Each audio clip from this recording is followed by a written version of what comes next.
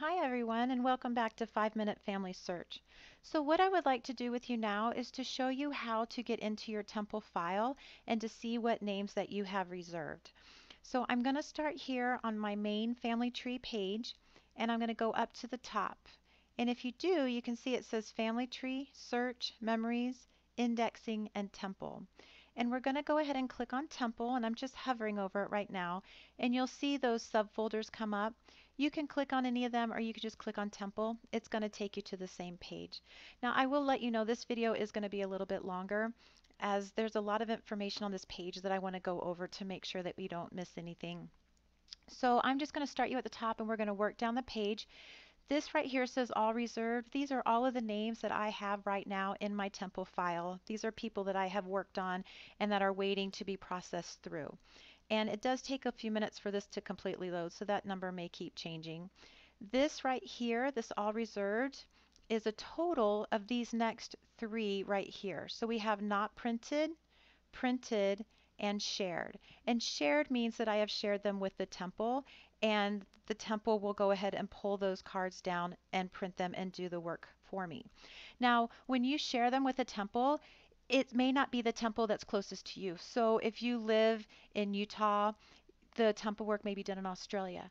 It may be done in England. So it's kind of interesting to go back when your relatives have been done and to see where their work was done. Because the baptism and confirmation could be done in South Carolina, and then the endowment could be done in Mexico. So it is really fun to kind of go back and see which temple grabbed your temple names. So all reserved right now, this is the number that I have in my temple file. If I come over here to the right, this is not printed. Now this list that's been generated underneath here, these are all reserved. And so you'll see that there is quite a list here of people that I have been working on. Not printed, these are people like this right here, James. We did that one together. So let me show you my options here with James. If I look over here, his baptism, his confirmation, and his initiatory were completed, but his endowment and his sealing to parent were not. So what I can do is I have the option of coming up here and clicking everybody, or I can just come down here and click one person. Now my option here, and I am actually just going to do all of them. Actually, I am not because this is a close relative of mine. So I am just going to do James to show you how to do this. So I'm going to click on James. And my options here, I can print a card, and I'm going to click here so you can see what it says. This says print family name card. That is going to actually print a card for you to take to the temple on your computer. And they have asked us not to use the blue paper and the pink paper anymore. You just do it on white regular paper and you take that in, and then they will go ahead and you can do the work for your relative. This is a print and FOR, and that's what we've seen in the past where when you push that button, it's going to click a huge bar tab that they can scan, and you'll take that into the temple, they'll scan it, and they'll print your cards for you. So you can either print your own family cards at home, or you can print that FOR and take the barcode into the temple, and then like I said, they'll print them for you. So that's one option. I can print them. My next option is I can share them. I can share them with the temple, or I could share with family or friends. Now, sharing with the temple, I'll click on this and we'll send James to the temple. So here are my options. I'm going to share his ordinances with the temple, and it says select the ordinances that you would like to share. So I can share both of them.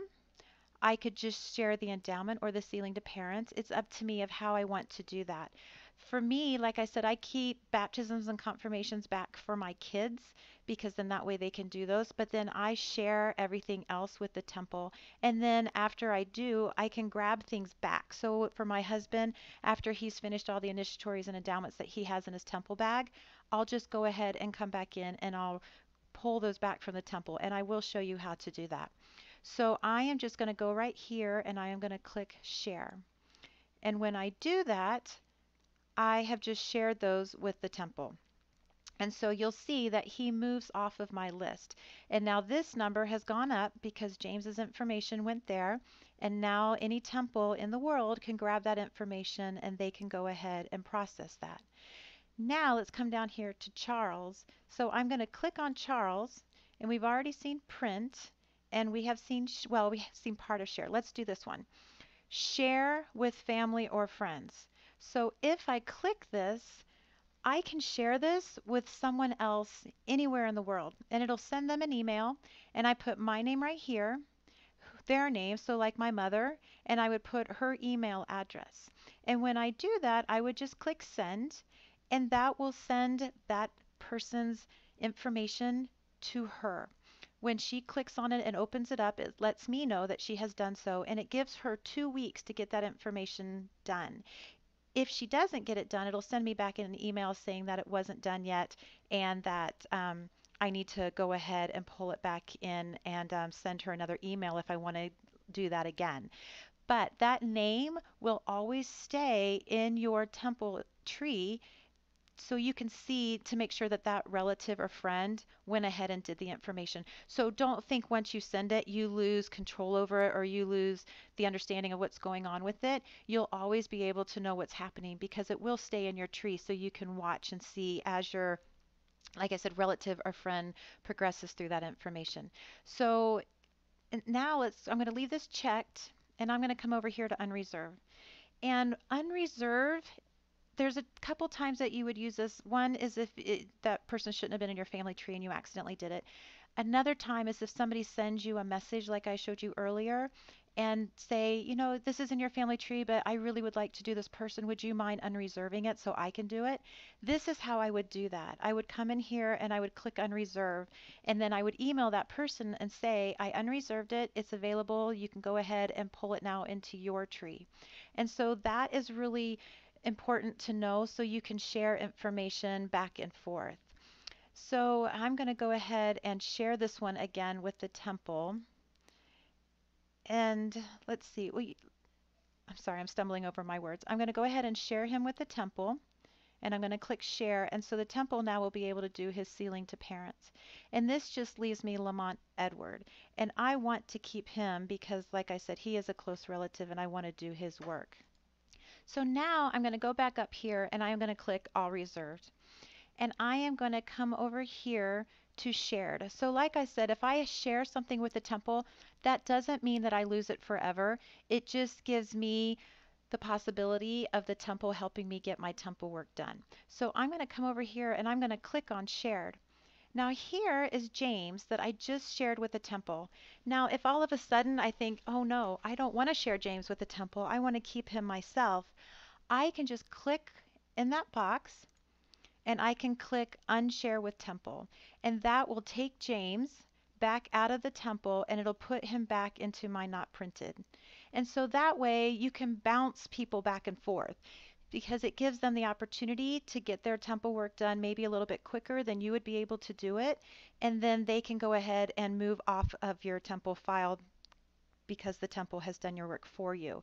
But like I said, you don't lose that information. It's just that it's shared with the temple, but you always do have that opportunity to pull it back.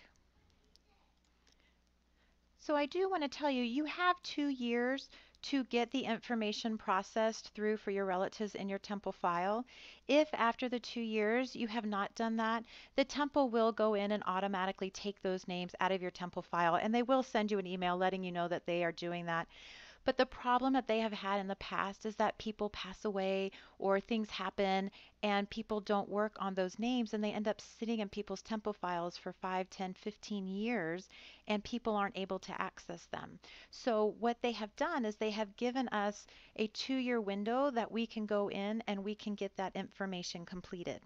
Now, these buttons up here, this is name, and this is how they came up. The way they initially come up is most recently that you have put them in. And you can notice that on the right-hand side it says date reserved. But I can drop this. Now let me explain this. Date reserved means the date that I reserved them. Date modified is when I last worked on that person. And so that is the difference of these two right here. Ordinances, I could come in and say, you know what, I want to see all of the initiatories that I have in my temple file. And my computer is slow, but it should, now it's locking up on me. It should right there, there it goes, bring up all your initiatories. And so that is what it is doing right now. Like I said, my computer is not cooperating, but I can see right here, these are all of the initiatories that need to be done. And it has all of the men and women listed together. And so you can go through, it still does not want to stop doing that. Try to click all, there it goes. So I clicked all, and now it starts at the very beginning. I have one baptism, one confirmation, and then it goes all the way through, and you'll see the boxes start dropping off. See the initiatory, and now we just have endowments, and then those will drop off towards the bottom. We just have sealing to parent. And so that is how you can manipulate to see what you have in your tree. Now, let's say that you want to print a bunch. So you could come up here and you can print up to 45 at a time. And how you do that is you click this top button right here, and that'll pull up the first 45 cards that you can print. And when you do that, you can just go through and just hit, well, we're actually still on Unshare with Temple. So let's come over here to All Reserved.